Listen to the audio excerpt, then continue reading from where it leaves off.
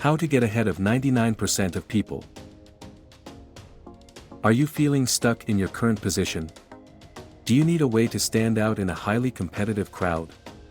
Do you dream of achieving success that most people only dare to imagine? Imagine yourself at the top, surpassing 99% of others.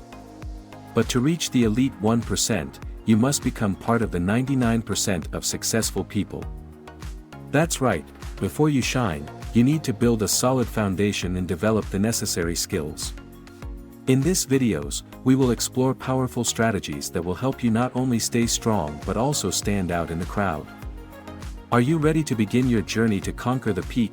Join me as we step into the world of successful people and learn how you too can rise above 99% of others. How to succeed. Be brutally honest with yourself about two things. First, identify what you absolutely don't want in life. Second, recognize where you'll end up if you keep following the same habits. Look at the majority of people and notice where their lack of purpose takes them. Trust me, it's not a place you'd want to be. When you observe others, take a moment to reflect deeply, sit with your thoughts and process them thoroughly. Don't just shut your mind and accept everything at face value as reality. That's not how things work. Living with a surface-level mindset is exactly what led you to this point. You need to dig deeper and think critically. It's often easier to identify what you don't want through experience and observation than to define what you want through imagination or big dreams. Don't get me wrong, those dreams and ideas for the future are valuable. They're not bad at all. But don't label any of this as good or bad. Instead, test everything through your own experiences. 2. Creating your anti-vision. Many of you know I strongly believe in creating a vision for your future, but the most effective way to do that is by also crafting an anti-vision. Focus on something negative, something you absolutely despise or that stirs up anger within you.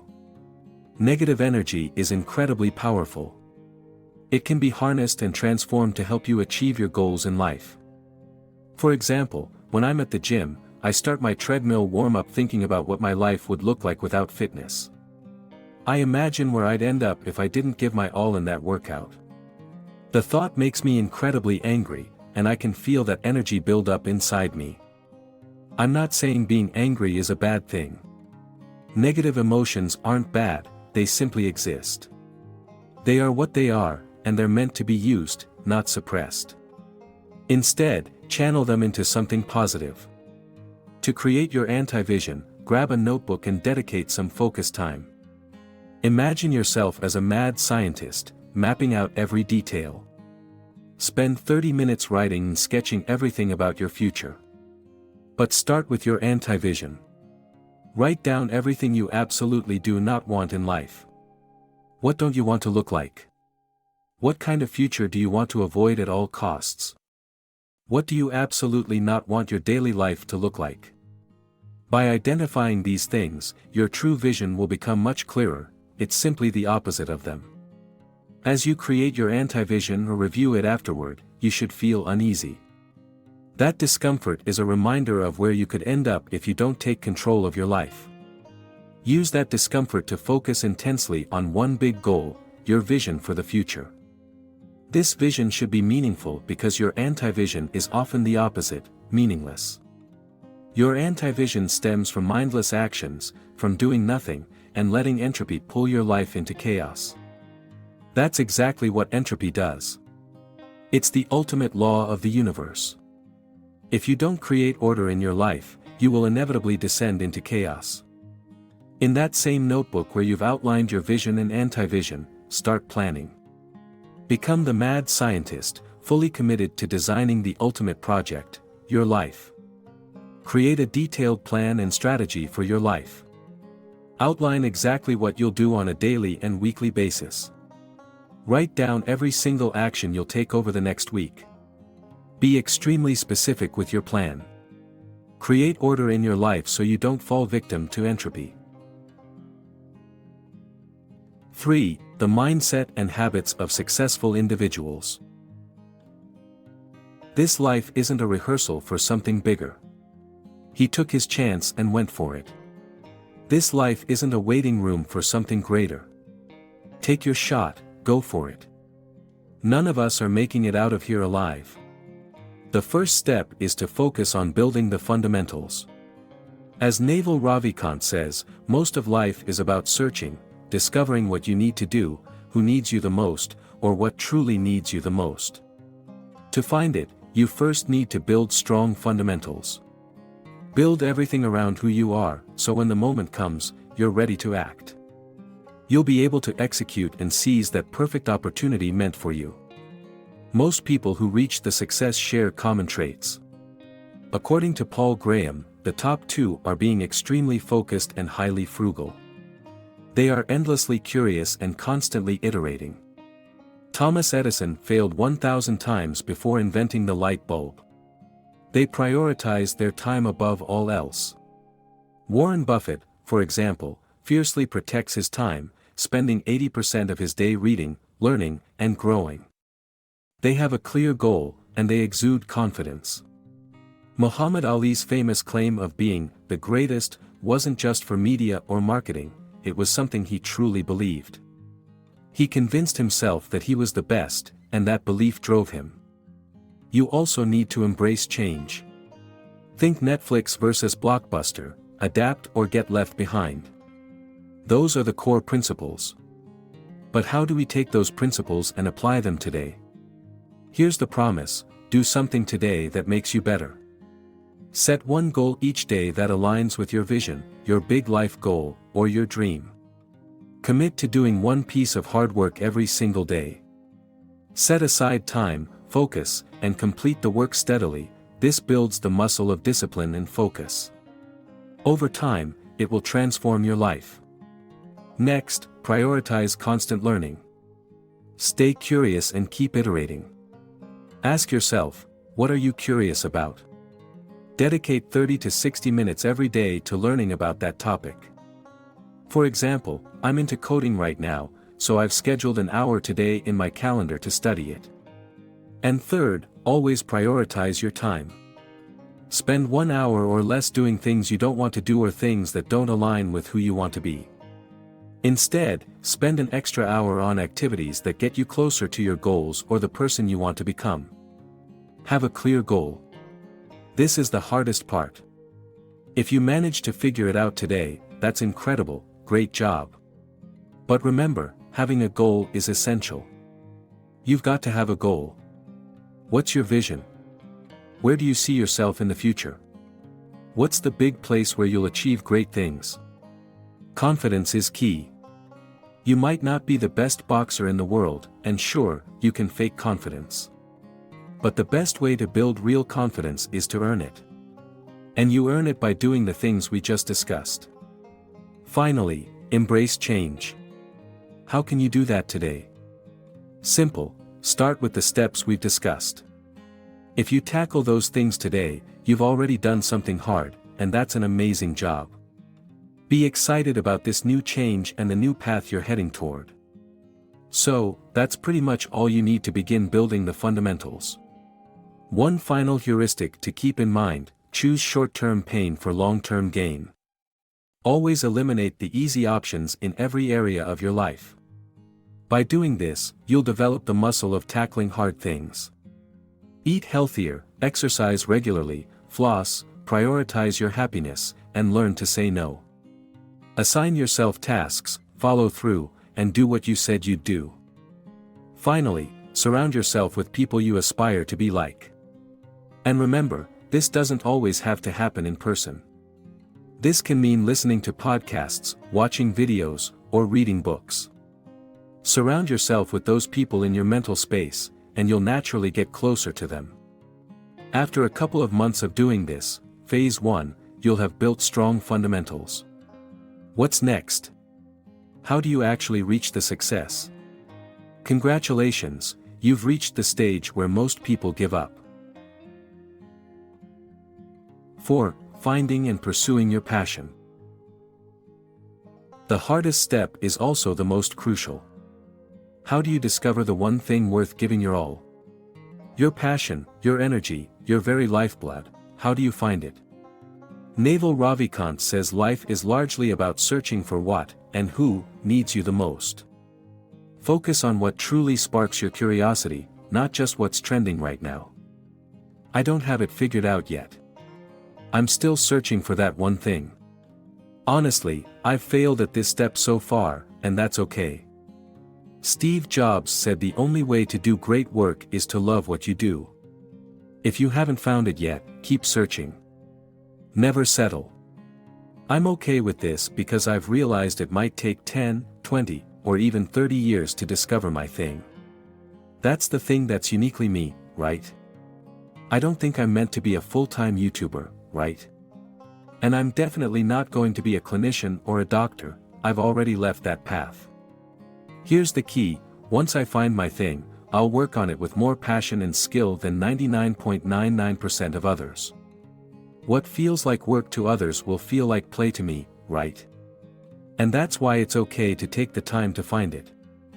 But how do we actually find the thing? This part is really tough. I don't know, it's really tough. But some really smart people suggest asking yourself this: what feels like work to others but play to you?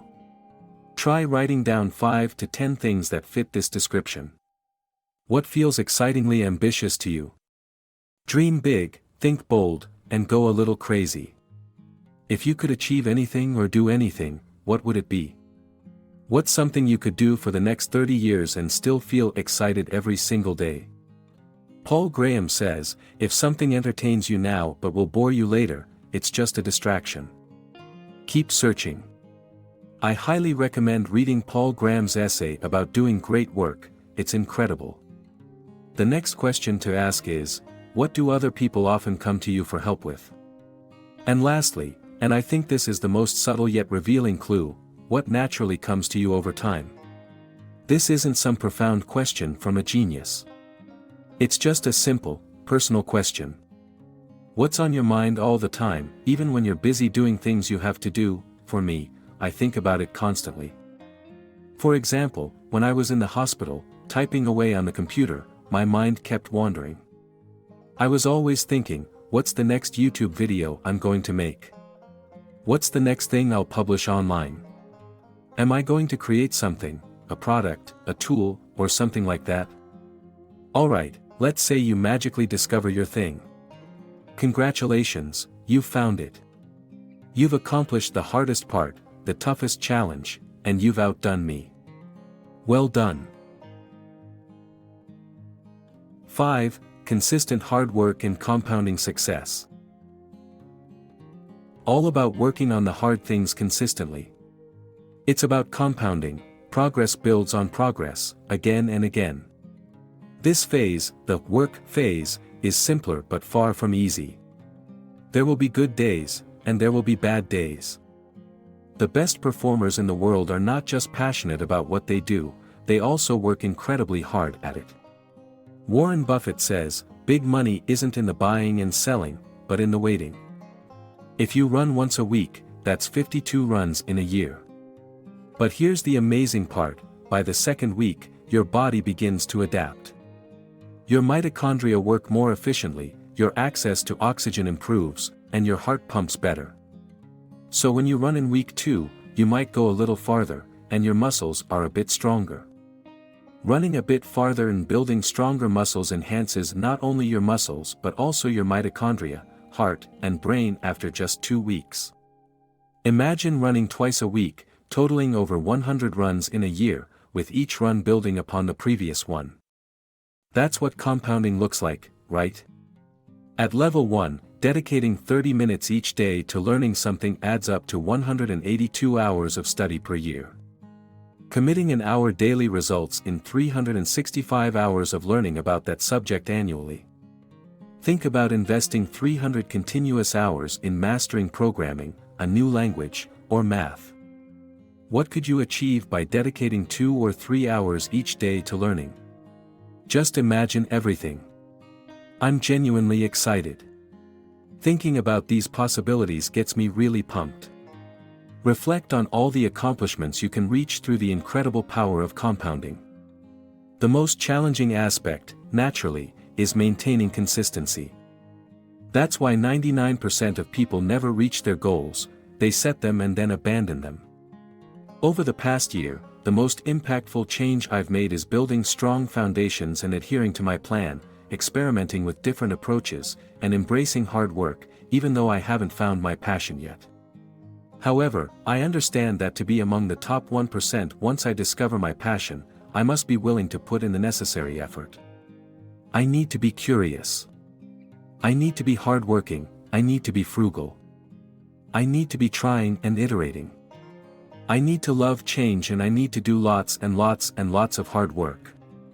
When in doubt, choose short-term pain for a long-term gain. Always. 2. So how to get ahead of 99% of people. It's simple. If you want to get ahead of 99% of people, you have to be willing to do what 99% of people won't.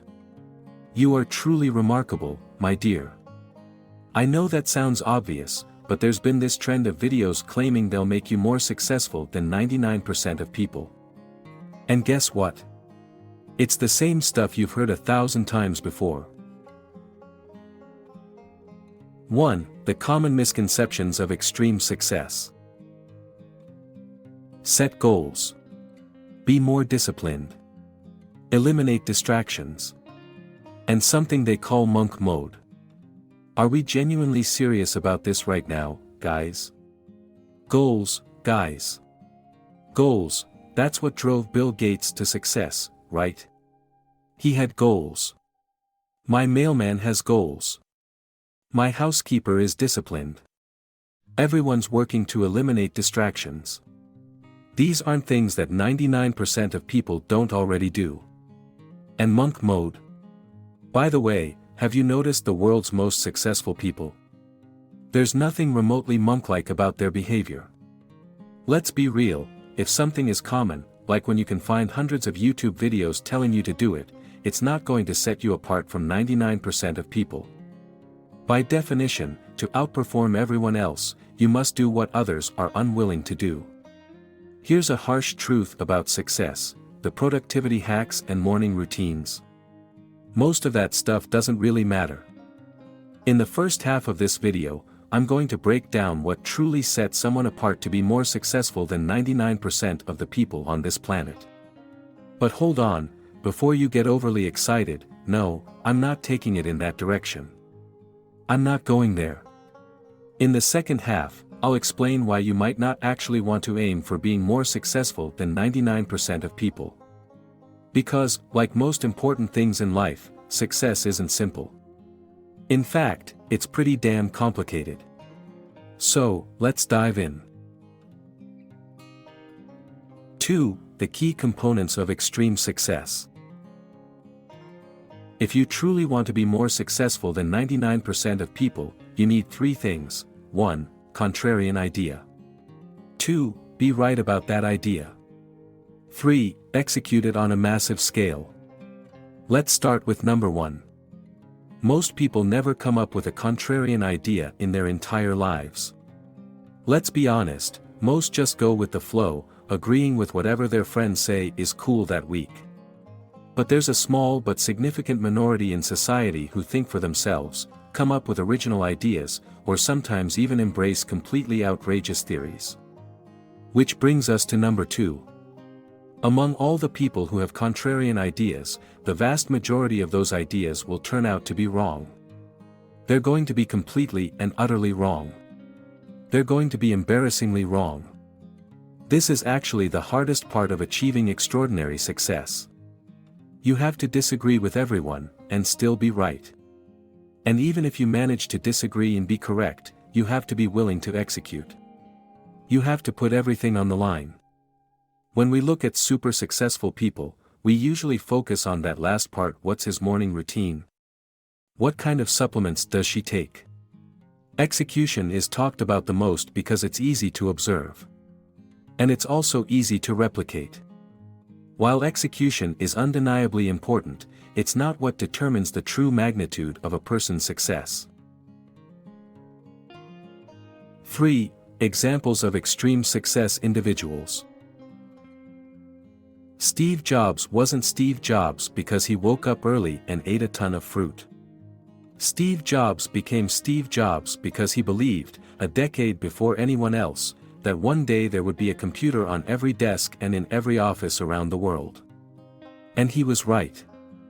Warren Buffett starts his day by going to McDonald's for the same unimpressive breakfast you and I probably wouldn't think twice about.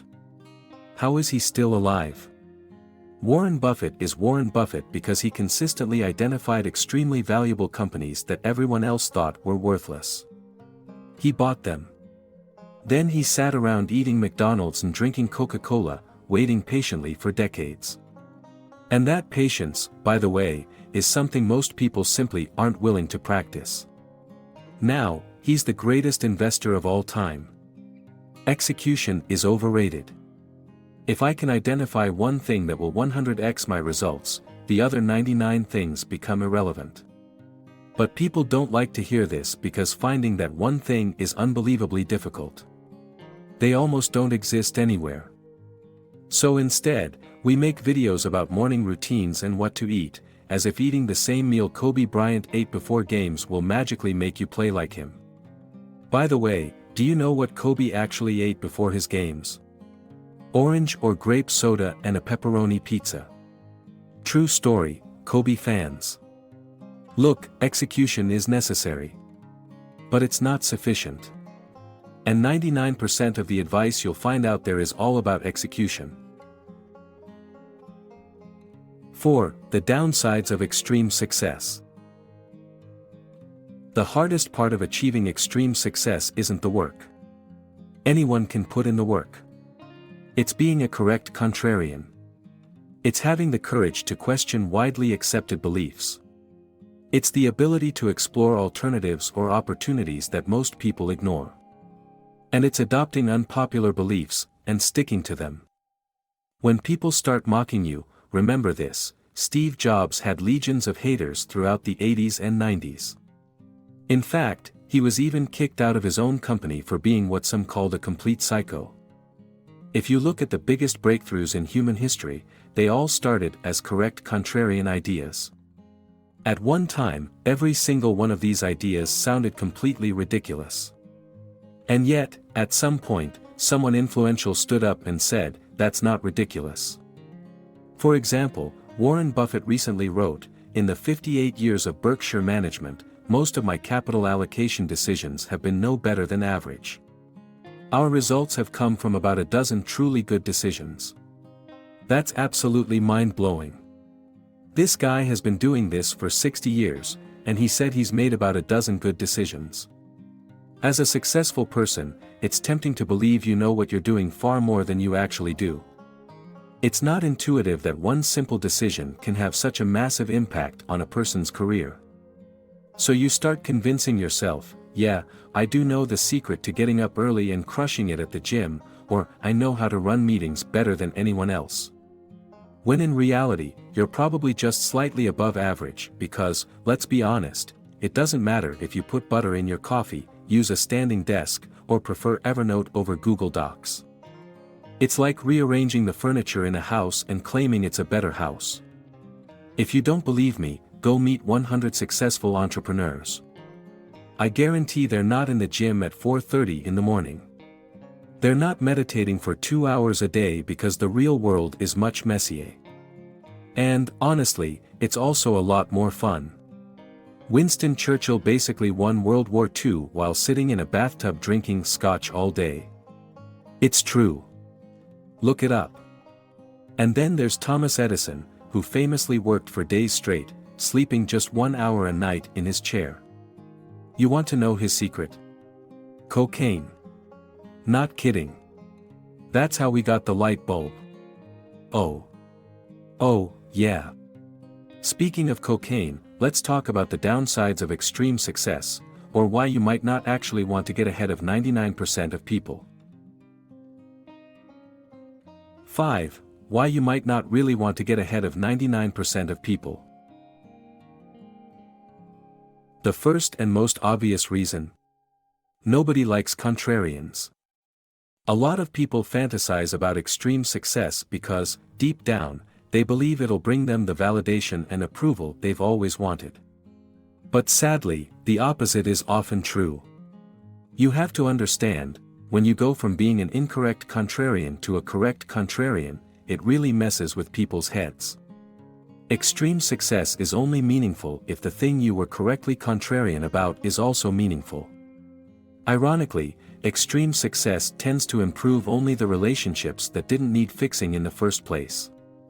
The second reason you might not actually want to be more successful than 99% of people is that to be correctly contrarian, you have to be incorrectly contrarian a lot. The truth is, most contrarian beliefs are contrarian for a good reason, because they're dead wrong. People have tried them, failed spectacularly, and spent the rest of their lives wondering what the hell they were thinking. If you're young, this is especially hard because you likely don't realize how many of your contrarian ideas were once held by older generations. They tried them, failed miserably, and moved on. Spoiler, it's probably most of them. And finally, I guess the most important point of this video is that extreme success isn't going to make you happy. In fact, success amplifies who you already are and how you already feel. If someone is angry or depressed, success will only make them angrier and more depressed.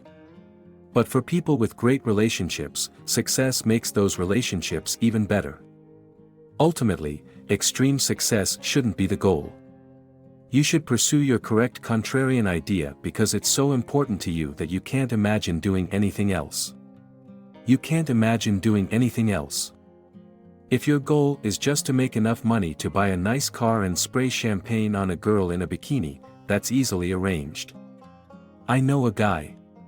Because that's not 99% successful. That's like 80% successful. Maybe, instead of asking how to become more successful than 99% of people, you should ask yourself, why do I want to become more successful than 99% of people? Because that's the question that will actually give you more useful answers. Before you rush off trying to become some insanely successful badass, take a moment to slow down. Make sure you're setting the right definition of success for yourself in the first place. That way, you'll actually go a lot further.